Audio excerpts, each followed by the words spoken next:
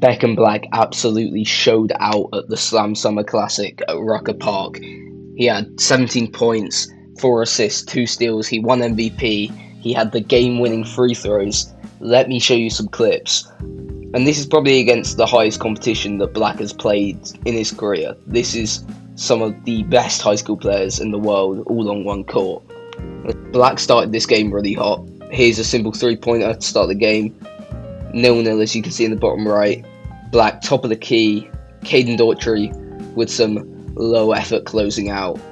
Even with DeMarcus Henry's hand somewhat near his face, Black gets that to go. Black started this game really hot from the top of the key. You're going to see another one here. Caden Daughtry right here. This is going to be his biggest rival this whole year going into recruiting. And I think he outplayed Daughtry in this game, especially the first half. Daughtry started off really cold. He grew into it a bit, but ultimately didn't match Black's performance. I do believe Black's the better prospect. I think the size really comes into it. Daughtry is just slightly undersized. Here, he's going to step into a three right off the dribble. Another one with DeMarcus Henry's hand in his face. And honestly, that's pretty deep. And he gets that to go. Black and Daughtry guarded each other to start this game. You're going to see it here. Daughtry kind of gets him stuck. He doesn't have much space, and I think he dribbles it off his back there. Black uses his strength to regain the ball, and that is a lovely mid-air over-the-head pass.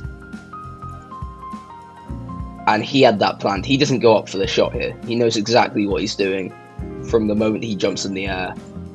Daughtry overcommits, and there is a wide-open paint for Kamari White. We're going to see some more playmaking here. This is probably one of my favourite clips of the whole game. He gets into the paint early when CJ Rosser doesn't quite step out to him, and when you get in the paint, good things are going to happen. Here, that is Musa Kamasoga, who's about to make a really nice cut, and what you're going to see here is Beckham Black looks DeMarcus Henry off to the corner. DeMarcus Henry still believes Kamasoga is in the corner, and the cut is going to be wide open. And it's still a somewhat difficult pass, but he makes it for an easy layup. We're still in the first quarter here. This was really where Black took over, and you're going to see Kaja Knippel's first possession of the game. He just checked in, and instantly he starts doing Kaja Knippel things because he is an incredible three-point shooter. He's not quite his brother, but he is definitely up there. Take a look at this. It's just going to be a nice pick and pop.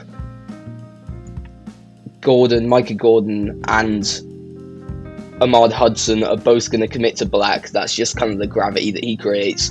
And he knows the pop is wide open. Kaja Knippel is going to get a really easy three-point shot, and he makes it. What I said about that playmaking clip earlier, scratch it. This is the best clip of the game by probably any player. There were some really nice flashy dunks. I'm going to bring out an Isaiah Hamilton video, and he had an incredible East Bay in this game. But take a look at this. This is NBA-ready stuff. And you've seen Beckham Black has been training with NBA players. He's been in NBA runs. He's proved that maybe he could even step into the NBA this year, but he's going to have another 2 years, 1 year of high school and 1 year of college at least, before he steps into the NBA, and by then he's going to be super ready, because take a look at this. The screen means he switches on to Colton Hiller, a good defender, a bigger defender. This should be close battle between these two players, but look what Black does. He's going to drive to the inside, and then look at this deceleration on the step. And Colton Hiller completely falls for it. That leaves an open thing, but this isn't an easy layup either. Black makes it under Colton Hiller's arm for the layup. That is some special stuff, and it probably should have been a foul. More rim work here from Beckham Black. Early screen means he switches on to CJ Rosser. He keeps switching on to these really good big defenders. These aren't immobile guys, look at them.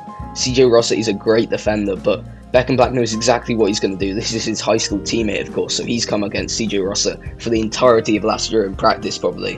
And he knows the length that CJ Rosser has. He knows he can't afford to go right into that, so he's going to take a step in to make CJ Rosser back off a bit, and then he uses his whole arm to stretch out and float it over CJ Rosser, and it still goes down. That is a lovely hook shot. This really isn't a Beckham Black highlight. All he has to do is sit in the corner and make the three, which is easier said than done, but it really is easy for Beckham Black. But take a look at what King Gibson does here. That is a lovely behind the back pass, and Beckham Black, he's automatic from three. He's probably the best three-point shooter in this class.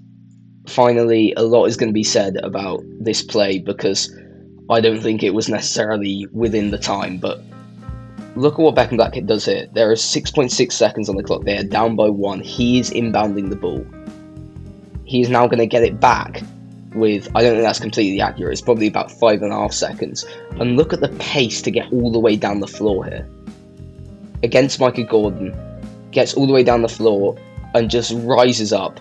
I think the time was probably running out right about now, so I think it may have been a bit dodgy, but he rises up and he takes a lot of contact. There's no doubt that it's a foul, but the confidence to go all the way down the floor there rather than settling for a tough jumper from outside.